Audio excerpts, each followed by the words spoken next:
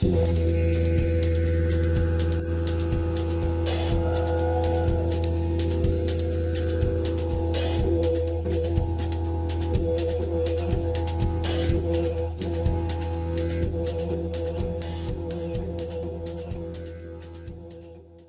we're here to discuss the power of the divine feminine in the psychedelic space. We're going to explore the world of psychedelics and its profound impact on our minds, bodies, and spirits. It's a topic in regards to the divine feminine and the feminine voice in psychedelics, as it's gained significant attention in recent years, and for good reason. The feminine represents a powerful force that is integral to our understanding of ourselves, our world, and our place in it. One organization that's been instrumental in exploring this topic is Sisters in Psychedelics.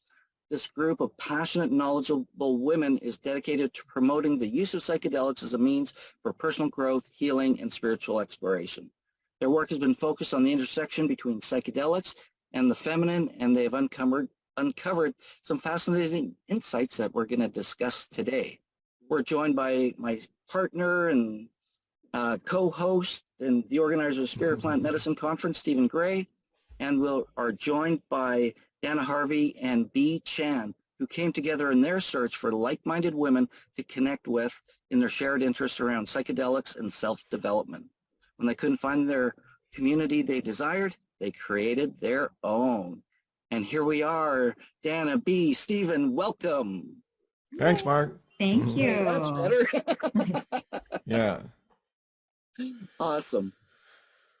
Great. Well, it's always a pleasure to be here with you ladies, and it's an honor because I think it's a really important topic, and we've seen that over the years, Stephen, since I got involved with Spirit Plant Medicine in 2018. You know, it's one of the things that we heard and really honor within our work in the Spirit Plant Medicine Conference in the community to really honor you know, the divine feminine and the feminine voice in this field. So maybe Stephen, you can start by just maybe a little bit of your experience and what you saw over the years, because you've been with Spirit Plant Medicine Conference since the beginning, and then we'll hop in and we'll hear what Dana and B have created for women around the world. Sure. Well, I'll just keep that really brief. We've been doing the conference since 2011, and I've been sort of the main co-organizer since year 2 in 2012. So this is my 11th year doing that. And for all of those years, well, and long before that, I have always felt, as you know, others involved with the conference have, that it's not just important, but actually essential to have as close to gender balance in our voices as possible. And that goes along also with significant inclusion of what are now called BIPOC voices, and in particular the indigenous, the I in BIPOC, not just, but definitely that. And so, and then in, I think it was around 2017 or so, I connected up with Chris Killam and Zoe Helena. Zoe's the founder and director of Cosmic Sister, whose mission is to bring women into the psychedelic space. And Zoe has helped me find really interesting women from the sort of BIPOC category. And so we have had, if not exactly equal numbers of men and women at the conference since then, very close. And in fact, this year so far, we have one more woman, one more woman than men so far. So anyway, enough on that. Awesome. Well, thank you, Stephen. And I'm going to throw it out to both you, Dana and B, to tell us what really inspired you. We know you're looking for community, and the purpose and the mission of what Sisters in Psychedelics is achieving in the world today. Mm-hmm. B, do you want to kick that off, or do you want me to take it? Sure, I can give my thoughts and then you can add to it. Honestly, it was just to scratch our own itch.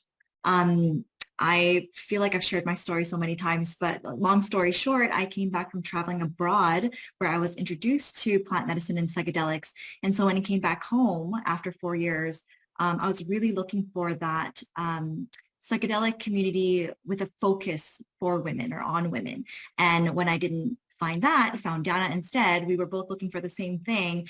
And so we just thought to ourselves, there must be more people than just you and I who's looking for this. So let's kind of do something about it. So November 2021, we threw up a meetup event and 15 strangers, all women, came over to my apartment for a potluck dinner. And that's really how we kicked it off. And since then, our mission has really developed to empowering people of all races, all genders, all creeds and demographics to elevate women and other underrepresented voices in the psychedelic ecosystem. Yeah, so I'll just add to that really we had such a powerful first meeting potluck dinner of random women who also were looking for the same things, that we thought, great, once a month we'll have a potluck dinner. And it's just blossomed and bloomed since then, due to the needs and desires and hearing from other women in the community about how much this is needed and wanted on a few different fronts, really. I would say one front is that community, that safe space for women to share their experiences as women in the psychedelic realm. And we can share in ways that that are really magical, looking back at the history of women sitting in circle together since the beginning of time and sharing our unique experiences as women. So that's a really important part. And then I think we expanded out from there too, to just look at where are women's voices in this psychedelic renaissance that we are experiencing. Where are our perspectives and where are our voices? And we did a little survey of the psychedelic conferences around the world over the past couple of years. And I have to say that spirit plant medicine is a refreshing anomaly. The average ratio of male to female speakers at these conferences and also on other mediums such as like podcast recordings is 8-to-1. Oh. And that was really the instigator for us establishing our first inaugural Sisters in Psychedelics Summit last year in Vancouver and live streamed around the world, where we produced a psychedelic conference open to everybody, but uniquely elevating and celebrating women's perspectives and voices by having 100% women presenters on the stage. And since the time of our first potluck dinner, we have grown to be a global organization of, I think, over about 800 women worldwide, Australia, Argentina, Philippines, you name it. We offer online educational events and workshops. And we also have chapters not only in Vancouver now, but we've expanded out to Calgary, Seattle, and launching next month is Los Angeles. So Beautiful. Fantastic.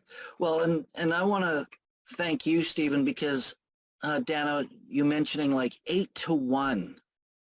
That's a crazy ratio.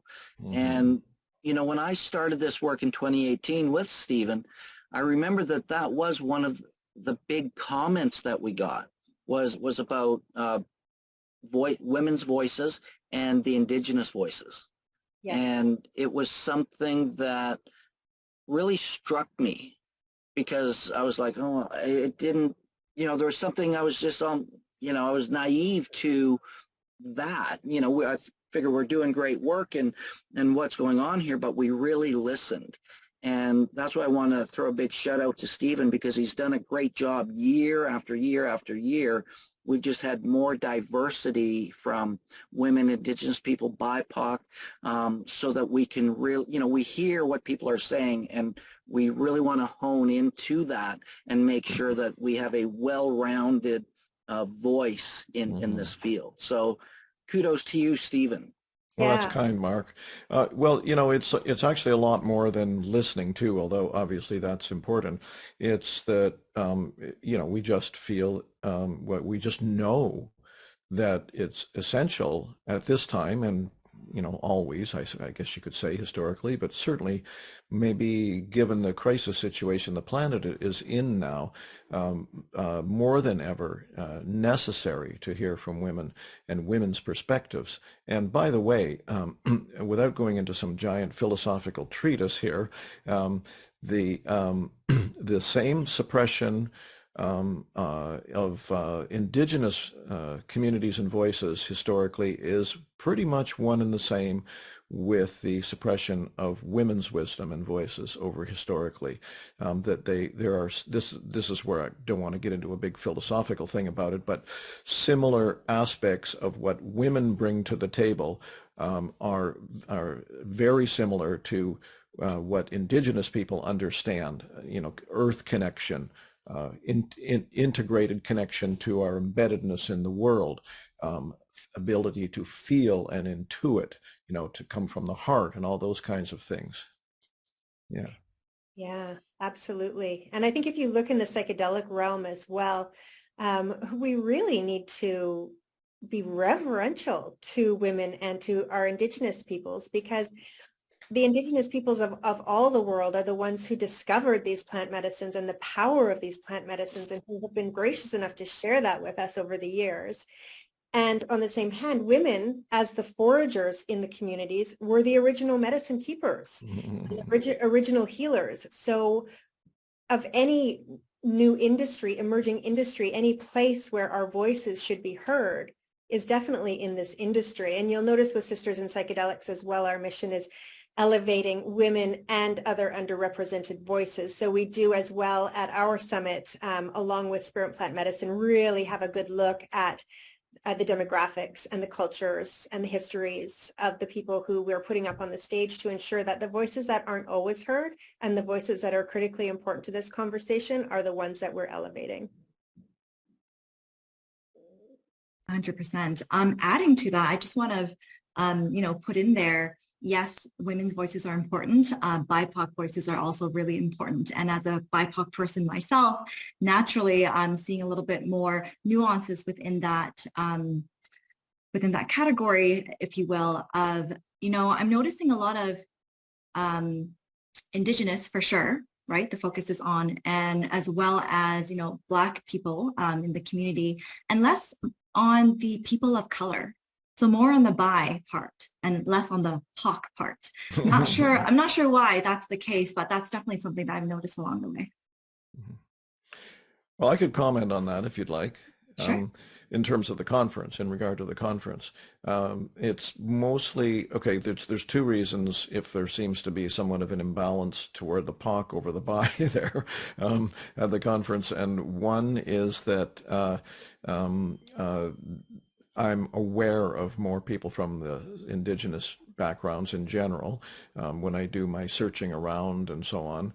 Although we have had people from, we've had speakers who are from East Indian, as we call them out here on the West Coast, background, and Asian, East Asian, Southeast Asian, etc.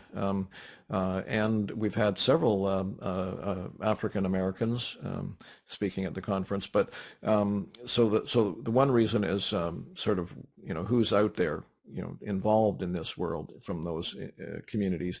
And I have found it somewhat easier to get in touch with people from the, sort of more directly indigenous backgrounds, you might say, the First Nations of Canada and the Native Americans of the United States and a few other places, actually, for that matter. And the other one is that the indigenous people, and, this is a gross generalization, obviously, from Turtle Island in particular, but many other places as well, have living lineages, however threadbare after 500 years of, colonial brutality. They have articulated visions of their earth connectedness and so on. Most of the rest of us have been so removed from our sort of communal, community, tribal-based existence that we don't have that link anymore. So I keep getting in touch with, First Nations and Native Americans and so on, that are spokespeople for that living lineage that, as I say, is threadbare, but has existed throughout the 500-year dark age of colonial expansion. That's my answer on that one for now. Yeah, that's great. I mean, for us, organizing the SIP Summit, this is now our second year of doing it, and we are expanding from 1 day to over 3 days. I have to say it has been a bit more difficult for us to connect with the local Indigenous people. So yeah, if you have any matriarchs in mind that would be interested, please connect us. I think for me personally, and I'll just speak for myself, I don't know enough about their culture, their traditions, their customs and whatnot to be able to play in the same sandbox as they are. Mm-hmm. And so this is really me reaching out and asking for guidance, advice, suggestions, and mentoring in that lane. Sure. Well, B, let's have a conversation about this after this interview, because it's more like an issue between us that I can provide you with some resources for. Sure. Probably. Yeah. Because we've got some good connections now with some of the local Indigenous people. Reuben George, for example, from I never know how to pronounce it, Tsleil-Waututh, I think it's something like that nation here, is going to be speaking at the conference this year. There's an initiative going on right now in this area called Sacred Circle. Very strong women involvement in this as well, in that organization. And so if there's a way to connect you up with them somehow, that would be probably quite fruitful. And then, when you come to the conference, just introduce yourself to some of the people. Right, so far, we have 3 American First Nations, or Native American, or actually one of them is probably Native Mexican, coming to speak at the conference, and 2 women from the northwestern United States area that are also Native people from that part of the world are going to be speaking at the conference. And I would just say, make a point of connecting with them when they come to the conference. Yeah. Fantastic. So one of the things I really want to share with those watching is, why is it so important to bring women into this space in the way that I believe needs to happen? Because there's, over the years it's been shifting and more. And, I know my answer to it, but I'm really curious because I know, women are great healers. There's so many different reasons, but coming from you ladies and what you've seen in your experience over the couple of years, why is it so important now more than ever? Mm-hmm. Yeah, it's a good question, and that answer could go on for the rest of the show. So let me try and narrow it down to a couple of the top ones that I see. One thing that we don't talk a lot about in the psychedelic space, as we're hearing all these fantastic headlines and all these incredible research results and all these clinical trials that are coming back with the undeniable potential of psychedelics, is that there is a dark side to psychedelics. When people are under the influence of psychedelics, they're in very suggestible states of mind, and there have been many ethical breaches, and women have been the ones who have often suffered from those ethical breaches. And women are looking for safe spaces where they can share their experiences, be supported, be witnessed, and be safe. So there is, I think it's really important to talk about all sides of the psychedelic coin and not just be rah, rah, rah, it's all so wonderful. There are some things going on that put people at risk and very often put women at risk. Mm-hmm. One side that I really love talking about, the reason for elevating women's voices, is that I'd really like to see research dollars going towards some women's issues mostly having to do with hormones, with periods, with menopause, with postpartum depression, with so many of the clinical diagnoses that psychedelics have been proven to be effective on around anxiety, around OCD, around depression, are very often caused in women by low levels of estrogen. So it seems to me like there's a direct link there that really needs some research dollars put towards it. And when the voices that are making the decisions about research dollars, about where we should be focusing, are all the perspectives of men, men simply don't share those experiences with us. So they would actually, you know, I see this as not a finger pointing. You don't know it. You don't experience it. We need women to bring that up to the forefront. We need our perspectives and our voices heard so that we can look at the places where psychedelics can really be effective for us in our womanhood and the stages of life that we go through. So I think women in leadership across the board is going to help to bring a little bit more focus on those specific issues. Nice. Well said. What I have to add to that is, I think, you know, looking at things from a global world perspective view, not just in the psychedelic space, you know, like, I think this is the only time in human history where women have been the most educated and having, you know, purchasing power in the household and also just making a boatload of money more than ever in history. And so I think that really shapes things in terms of there's more women in the workforce, more women in leadership positions, working in corporate and whatnot. And so the whole entire world is kind of shifting in that way. And really the psychedelic movement is following along. And I think we're also kind of leading that. We're like heading that up as well, because this is a really interesting time to be in this market and seeing it grow, where people who are typically marginalized, we have a say in how to shape the evolution of this industry. Nice. Yeah. May I add to this, Mark? Absolutely, please do. You know, we got to be careful of mansplaining, you know. Yeah. We'll tell you. We'll tell you. Good. I think I'm on the same team here. Yeah. No, I just wanted to, in terms of that question as to Mark's question as to why more than ever this is important. Well, I addressed it really briefly a little while ago, but what it reminded me is a book that I put together, or I wrote actually about 10, 11 years ago. I wrote a chapter called When the Grandmothers Speak. And at the time, I had been paying attention to the International Council of the 13 Indigenous Grandmothers. And so I quoted some of them in this chapter. And I just like to really briefly read a couple of these quotes because they sort of sum it up on some level, especially this first one, which sets the tone. This is from Dalia Herminia Yanes, who's Warahu native from Venezuela. And she says, "We indigenous women have a principal value. We protect our territory, our lands, our birds, our trees, our rivers, because we are like Mother Earth." Right? So that kind of notion. And then these are very short. I'll just read a couple more, if I may. Excuse me. They're right here. This is from Megisi, Turtle Mountain, Ojibwe, and she says, "The women emerging are the hearts of the nations."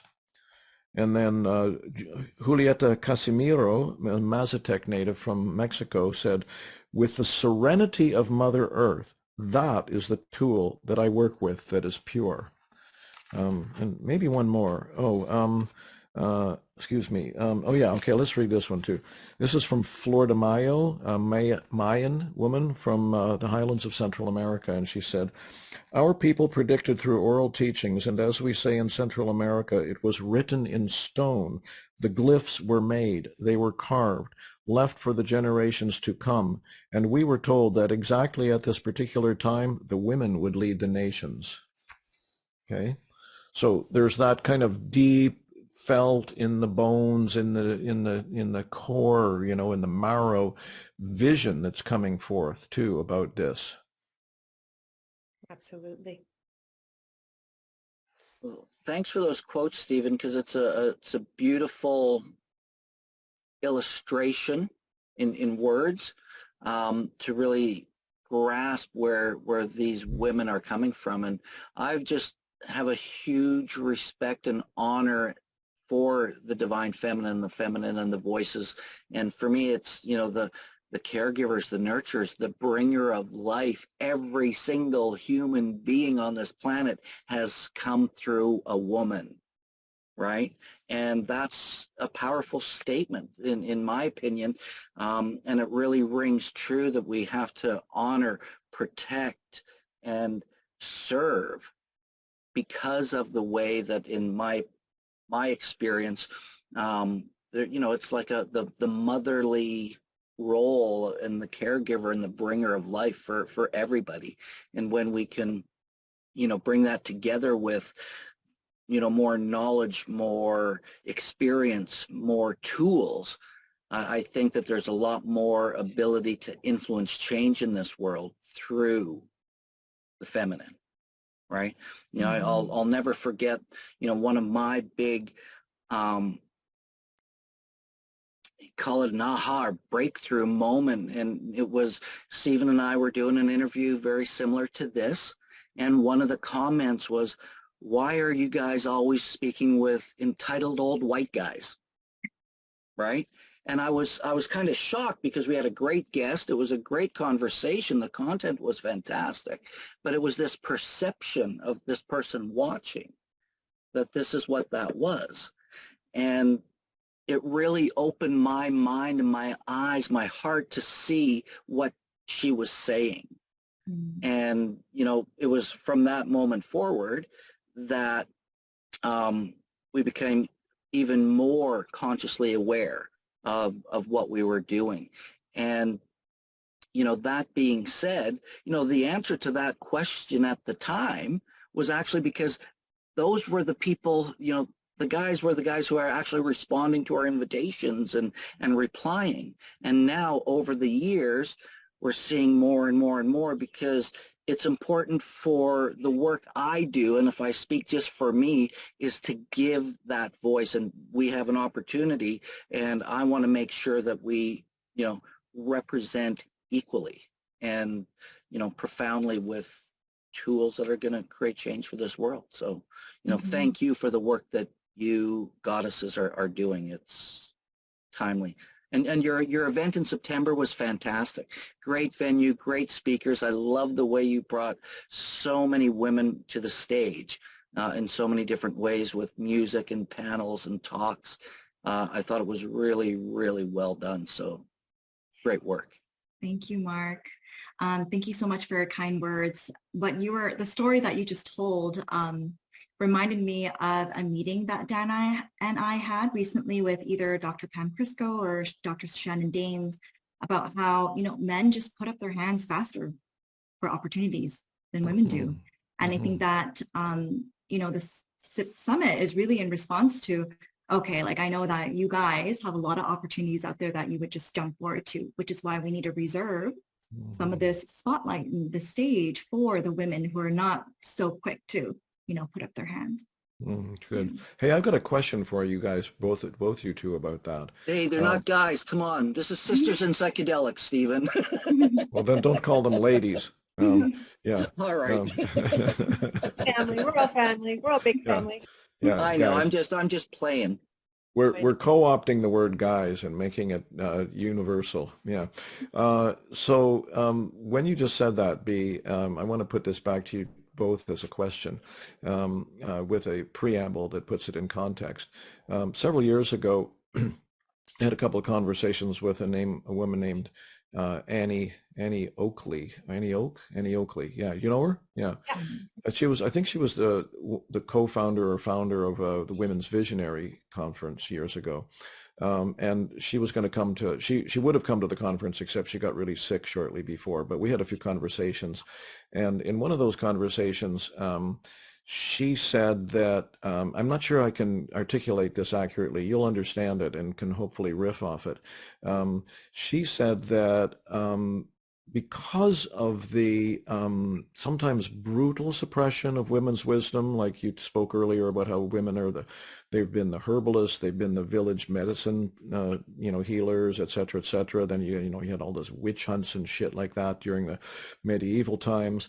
And she said that it's almost as if it's somewhere buried in the DNA that it's dangerous to come forth in this space, and that still lurks as an obstacle for women. Do you have something to say about that?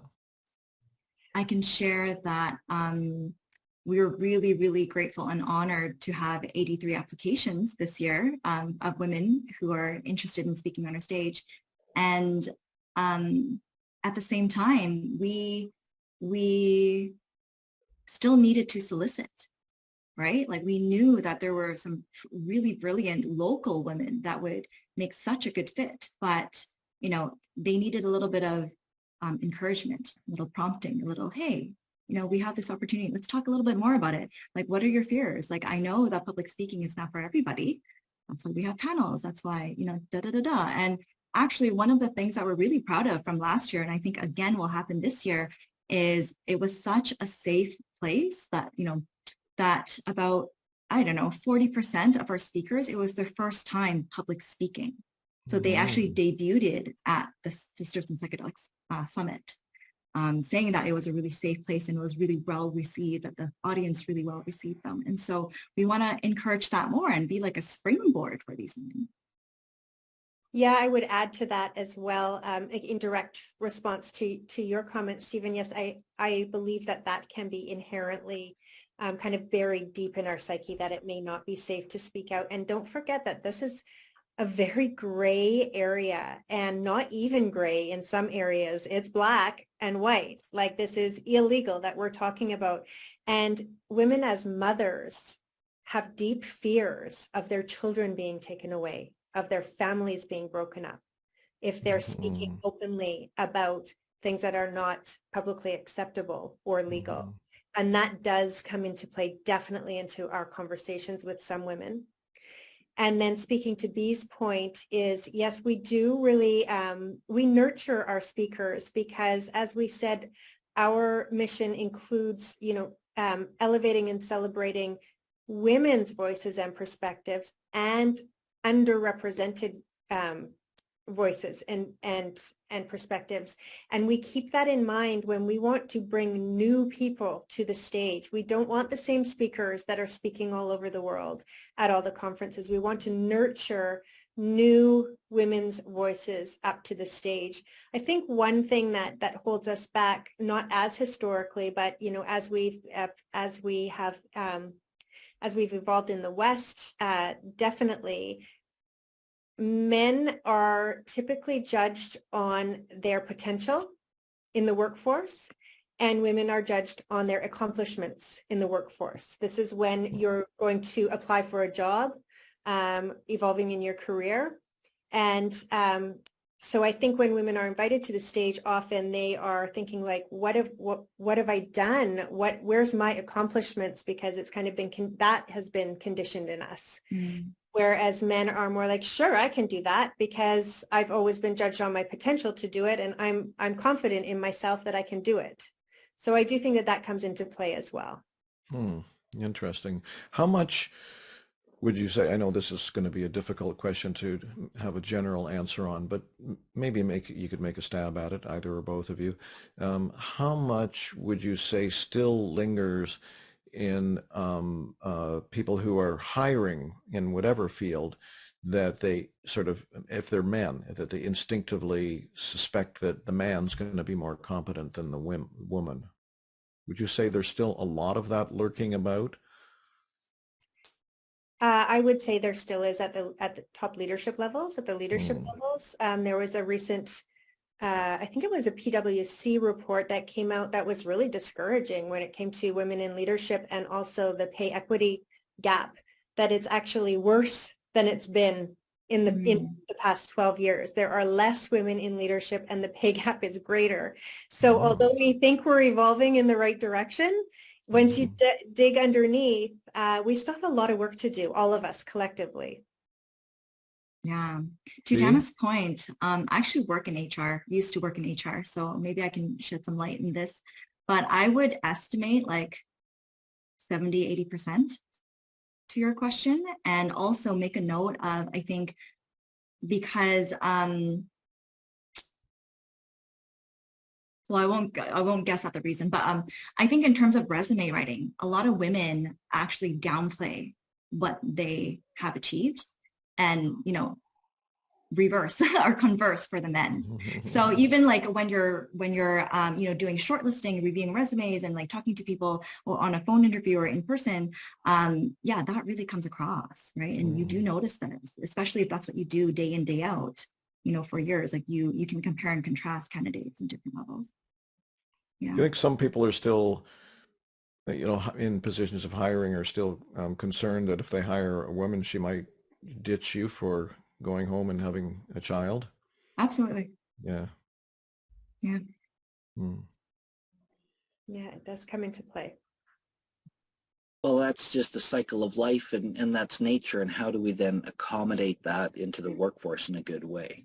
Right? Absolutely. Well, I like That's, it that there's, equal paternity leave now in Canada. Like, there you go. So should you also be judging men that are, maybe they're going to have a kid and take off as well? Like, actually, like psychologically, we're pretty equal on that paternity, maternity leave now. So it's just time to change our mindsets around it. well, I think it's important to really, look at it in a different way in the workforce, because, if we take a look at our society today, our culture today, we got latchkey kids, we got kids with no supervision. You're at a time in the world when you've got the world on your phone, all the information, true or false or indifferent. It's right there at the click of a button with old Uncle Google and everything else. And we have the less guidance, support, and I don't even want to say the word supervision, but it is, with our children with this information, right? Especially if you're out working, 8-10 hours a day. And, it's so important to bring that family unit and that community back together so that we can grow, because the kids are our future. And that's, as cliche as it is, it's true, right? Mark, what you just said reminds me of this documentary on Netflix called The Social Dilemma. Have you watched it? You heard of it? Yeah. Great show. Recommend it to everybody. Everybody must watch that show. Must watch. I'm only halfway through, so don't spoil it for me. But essentially, I got to the point where it's like, this is so scary that, for example, for kids, Saturday, Sunday morning cartoons, for those TV stations, they actually have regulations. Like, you can't show this to ages, this to this. But then now everybody is moving off of cable and over to, say, like YouTube for kids. There is no regulation at all on what they are showing. So it's really scary to see the impact and consequences of that moving forward in our next generations. Yeah. Yeah, absolutely. Yeah, and then you got these retrograde, kind of people that would like to drag us into a Handmaid's Tale world, going on. So there's lots, as you say, Dana, to be done. Yeah. Yeah, definitely. Yeah. So anyways, I wanted to touch base on a couple of things that you'd said earlier, and I have an important question to follow up with, I think. And one, you had talked about, the gray area. In some areas it's black and white in legality. And I think that's super, super important.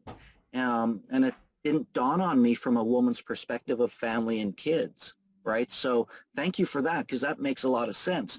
And that being said, we're blessed here in British Columbia and Canada with the work that's happening moving forward with decriminalization and access and things of that nature.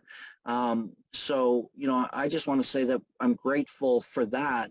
And it's like the conversation Dennis McKenna have had many, many times, and it always comes up. It's like, who gives anyone the right to make nature illegal, right? Yeah. In my perception, plants are not drugs. They are plants. They are medicine. All plants, the best pharmacy in this world is nature, right? It's when you strip something, all the great components out of them, take something green, make it white, now it's a drug, right? But when you look at, we don't call broccoli a drug because it has different characteristics and makeup and different genetic expression than, say, cannabis or a fungi or a mushroom or whatever that might be, right? Ayahuasca or what have you. You know, every plant has a different characteristic, but we don't call them drugs. We call them food. Right. Right? So it's this weird way linguistically at how we look at things. Nature, it's an arrogance to mankind to think that you can make nature illegal. Yes. And that's the point I like to make, because let's think about it, logic and common sense. Yes. Right? Absolutely agree. And a couple of things to that. First of all, maybe they should make broccoli illegal if they're going to illegalize plants, because they give everybody gas. We don't want that. Oh, is that what's causing my gas? Yeah. Asparagus too. Well, they should definitely make the chemicals that they put in a lot of this stuff illegal. Yeah, no kidding. So, and secondly, it's such a good point. One of the panels that we are going to have at the SIP Summit is actually about the unregulated and legal psychedelics, so that, you know, people who are interested in exploring psychedelics and are really not clear on what they could do that falls within the realm of legality or even unscheduled, you know, there's no law one way or the other. We'll be talking about how you can legally access ketamine, and also we'll be talking about Amanita muscaria. We'll be talking about canna, and other herbs that are used with heart opening and mind manifesting tendencies that that don't skirt the law as well. Mm-hmm. Nice. Yeah. Mark, you're on mute. That'll give me a chance to get in there. Yeah. So my other question is, so, okay, we've talked a lot about women educators, medicine carriers, voices. What about the women who are looking to, you know, to heal? You know, they're not speakers, they're not educated, they're not those people. What about the women who are looking for this as a path to healing? And how does that kind of relate? And I think you really started talked about it in terms of safe space, but maybe you can elaborate on that and what women can expect on that side of the coin. For sure. I'm really happy that you brought that up, Mark. So this year we are introducing a few new components. One of them is a VIP connection ceremony for our VIP ticket holders. Second one is actually we're introducing Soul Sister of the Year awards that I'm really personally excited for. And third, we are also introducing deep dive workshops. So this is the opportunity and the space for our audience who are looking to learn more about different modalities or more in-depth information about certain, you know, psychedelic concepts or topics, to get in there, to be educated, and also have that hands-on practice to learn about healing. Some specific ones that I can remember off the top of my head would be like nature-based therapy for psychedelic integration, right? Or like Kundalini dance workshop.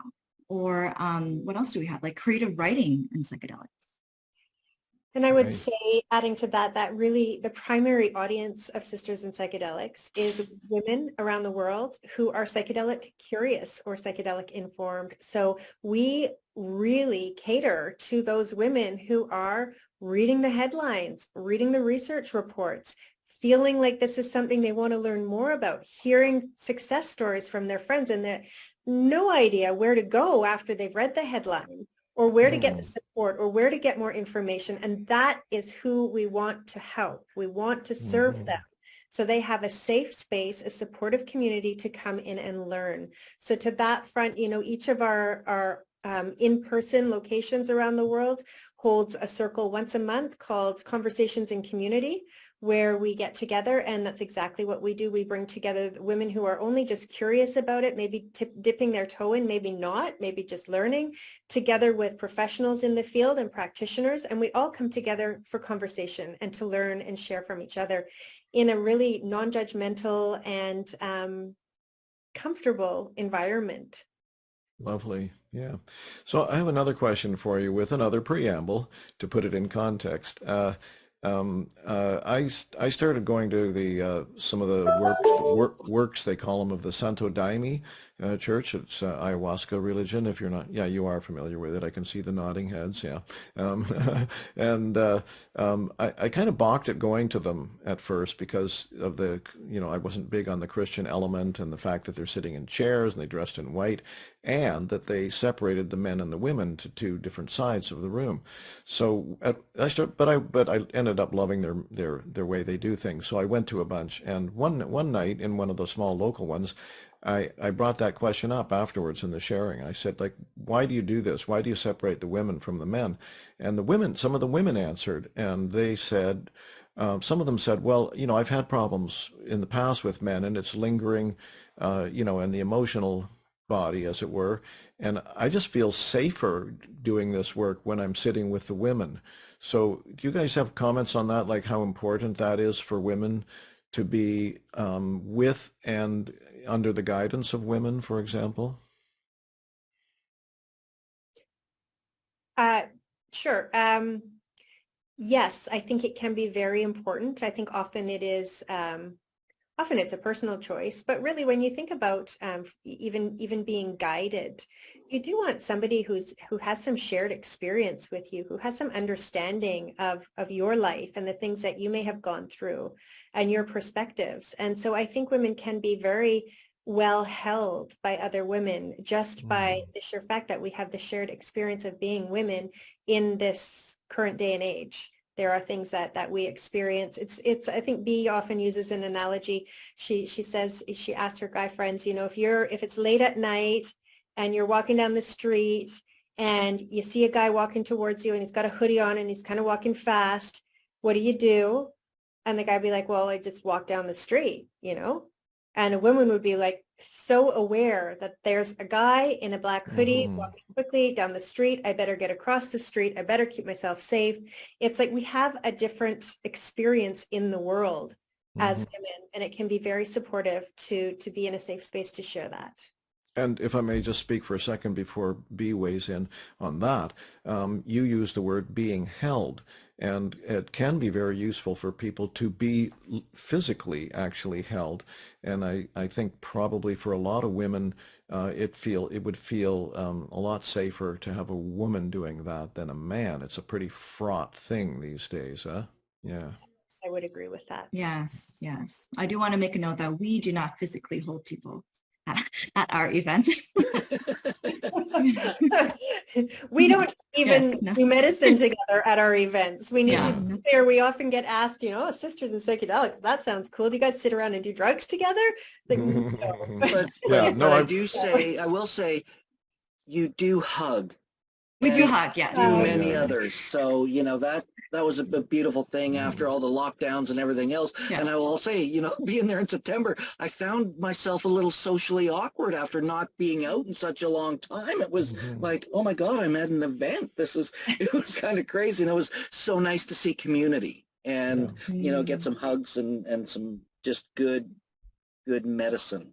Yeah. Definitely. In my question, I was thinking more of the one-on-one kinds of situations with a guide, sitter, therapist kind of idea, that it can be very useful if there's an agreement between the people for there to be some physical touching at times. Yes, absolutely. And I think that's when you look at most of the clinical trials, they are always conducted with a male and a female therapist with one client, no matter what. I think that plays into so many things. It plays into safety for sure for all three of the people involved.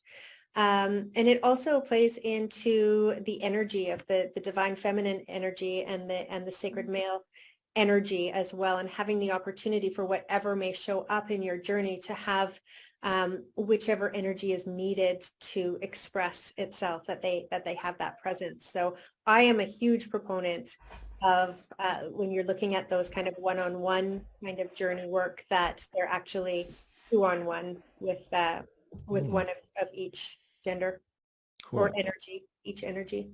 Nice. Yeah, I think that there's a lot of power and value in that, and on the same side of the same coin, it's that safety first. And, you know, we're only going to open up if we feel safe, right? So Absolutely. I think that that's really important. And, you know, as the journey progresses, there's so many different ways, but it's getting into that place of being safe so you can fully release. Yes. So anyways, you know, we want to keep this about an hour, of course, and I feel like we could just talk all afternoon about these great topics that we're all so passionate about. Now, you've got your second event coming up now in June. So I'd like you to maybe share with people, July. oh, sorry, my apologies, July. Maybe you can tell our viewers a little bit about that, what they can expect, and then how they can learn more and join your beautiful community. Sure. Do you want to take that one, B? Sure, I'll do a quick little overview. So this year it's July 14th to 16th, where we are doubling more than size and expanding over 3 days. And it's going to go beyond educational talks and panel discussions to include some of the things I mentioned before, but a really special VIP connection ceremony for VIP ticket holders. Deep dive workshops on Sunday afternoon, and the inaugural Soul Sisters of the Year awards that I'm personally really, really interested in. So we actually have our programming set already, and our speakers and presenters confirmed. I think we have 38 all women expert speakers coming on. Wow. Our keynote this year is Dr. Shannon Daines. She may have a co-presenter with, oh no, she does have a co-presenter with her. It's Julia Schaffner, I believe, who is the head nurse at, she's more than that, I believe, at Roots to Thrive. We also have Dr. Pam Crisco returning to do a basically continuation of the presentation that she had before last year with us. So, you know, in year 2023, you know, psychedelics, where are we now type of a thing. And yeah, some of the topics that people can look forward to would be sacred sexuality and psychedelics, how to avoid the dark side of psychedelics, conscious capital, which I think is, you know, really good timing in light of everything that's been happening around the world recently, creative career paths. So, you know, if you really want to get into the space through work, through, you know, professionally, you know, what are some, I guess, non-typical or like things that you haven't thought of that you can kind of get in there. And of course, like motherhood and moms and plant medicine. Wow, these are amazing topics. I assume this is going to be both in person and online. Is that right? Yes, that's correct. Yeah. Okay. Where is it? This year it's going to be at the, let me see if I get this right, Hilton Vancouver Metrotown. So at Metrotown, yes. Interesting. In Burnaby, yeah. Yeah, cool. Last year we sold out at the Vancouver Symphony Orchestra. We had 150 people in person, and we had over 800 live stream registrations. So we looked for a bigger venue this year. So we have a capacity of 350 to 400 this year, as B said, spanning over 3 days, and also the video element. Yes. Nice.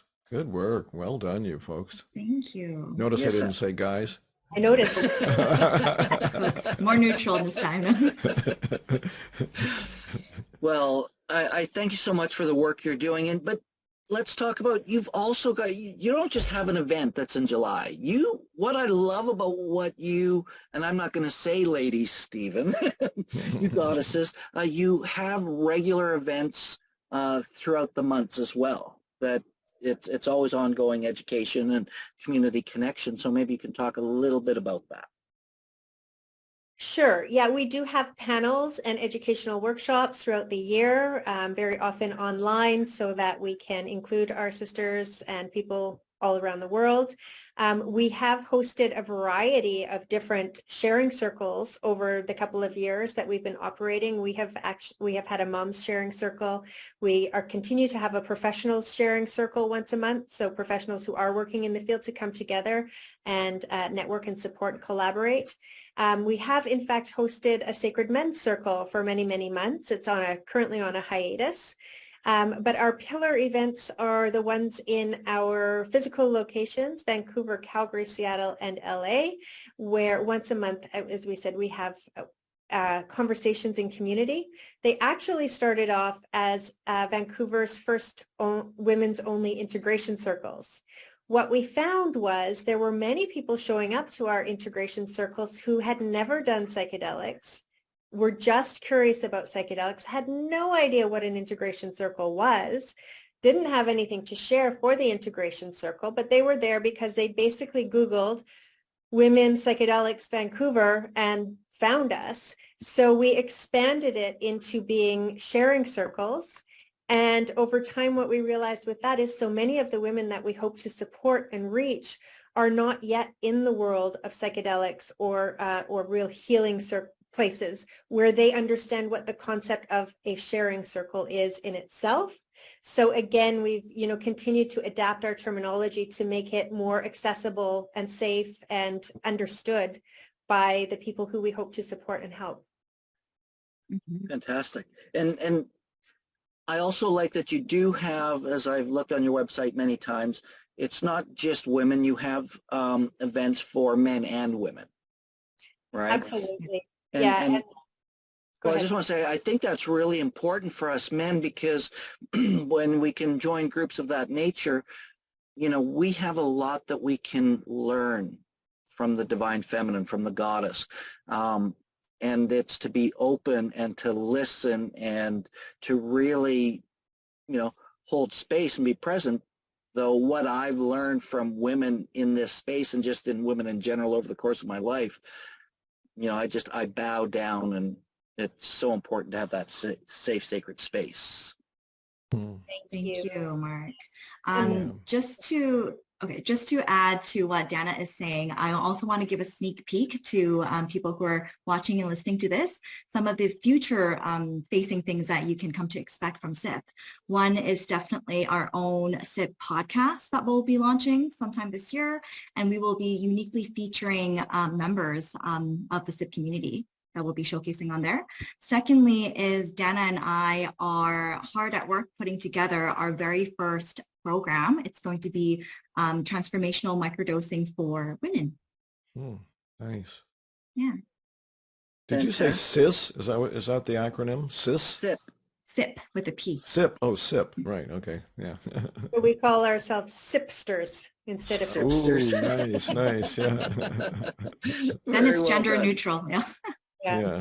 And to your point, Mark, about including all genders in some of the work that we do, it takes all of us to make systemic change in this world. If we were doing it all in isolation, we might be changing but leaving other people behind. And so that is one of the really big reasons why we really passionately invite all genders to come to the Sisters in Psychedelics Summit. Last year, we had representation about 30% male, and we hope to get that up to 50% so that we can share equally among all genders. What are the ticket prices, by the way? Well, good question. I'm glad you asked, Stephen, because I was going to lead in with that too. Well, because I want to go. Well, then I would highly recommend that you get your ticket as soon as you get off the call with us. From now until March 31st, our tickets are 35% off. So get that early bird ticket in before the 31st of March. And the tickets range in price depending on if you're coming as a regular ticket or VIP ticket or a live streaming ticket. And what is that range, may I ask? I have it, I pulled it up on the website. Let me read that out to you. So the VIP ticket is $420 because, we got to celebrate that day or those numbers. Our standard ticket is $333. And then our virtual access is $180. Okay. With 35% off. Yeah. 35% off. Yep. 35% off those prices or those? Yeah. Okay. Yeah. Gotcha. Yeah. And these are in Canadian dollars. So if anybody is American and paying with USD, it's even cheaper for you. Way cheaper. Yeah. I would say it's like $1. No, but it's basically. Yeah. Last year we did have a huge contingent of Americans come up for the conference. We're expecting the same this year. A number of our speakers are coming up from the States as well. And Nice. I think last year our live stream was 65% US based. Nice. Wow. Are you going to have vendor exhibitor tables there? Yes. Yeah. So if you're interested in vending tables, reach out to us. We also have obviously sponsorship opportunities. We've got kind of have our sponsor decks hot off the presses, and we are ready for people who would like to align themselves with us to come and chat with us about opportunities to collaborate in the sponsorship opportunities. Are we going to have a presence there, Mark? Well, you know, I can't support the divine feminine without being there, Stephen. So, Okay. you know, hello. Okay. You know, and it's the story of my life, honestly. And it's funny, I had this conversation with a friend of mine last week because so much of what I do, it's me and I'm surrounded by women. I've done a number of events. You know, when I'm in ceremony, so many things that I do, I find it really interesting. And I did an event last week where I was leading a room, personal development workshop and seminar, and I get put in a room leading a room of, you know, 240 women, right? So there's this weird thing that I'm looking at my life is, what is that? And there's something there that I don't fully understand yet. I just embrace it because, you know, I'm always happy to be influenced by the divine powers of the goddess. Well, in that case, I'm glad you're keeping me around as a legacy act, Mark. Yeah. Oh, well, Stephen, I need my bromances too, you know. Yeah. Maybe it's your past lives coming through, Mark.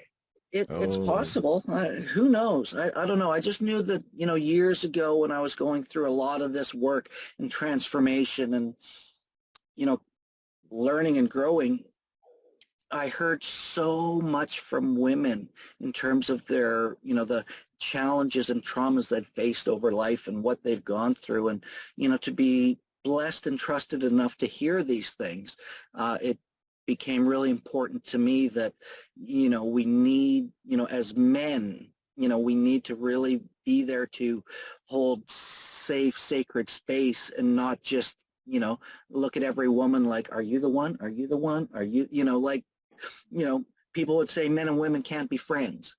I highly disagree, right? But there's a school of thought out there about that. Hopefully it's fading, hopefully. I think it is, absolutely, because there's more, you know, as we start changing, you know, cultural norms and values and things over time, I think it really is. And I think it's important that, yes, we can and should and need to be even more. You know, so it's not an objectification, it's a honoring and a connection, and how do we, you know, navigate this plane together in a healthy, safe, fun, you know, way that lights us up. Absolutely. Nicely said. I have a lot of women friends, and part of the reason is because I know that they're less likely to kill me.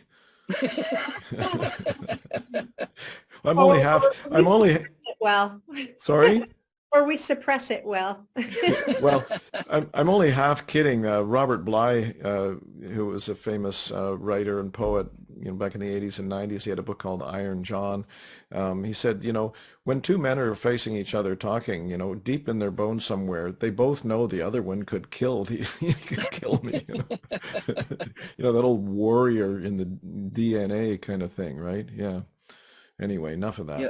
Well, times have changed, you know, the monkey mind, the reptilian mind, you know, we need to, you know, as we evolve, as our consciousness grows, you know, that fear, that fight or flight, you know, that's changing from what it was when we were running around, you know, protecting ourselves from dinosaurs and saber-toothed tigers and things of that nature. And as we recognize that and acknowledge that, I think that we can all navigate life in a different way, where we can, you know, face the fear. You know, there's so many different acronyms for fear, but it's just to recognize, push through it, and, you know, the magic is always on the other side.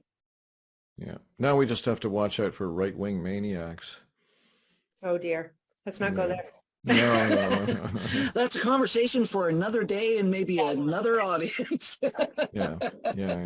Well, I just want to say thank you so much. Thank you, Stephen, for joining me today when I set this up with Dana and B. And Dana, B, thank you for taking the time out of your day to share passionately passionately about your mission, your work, and what you're doing with Sisters in Psychedelics.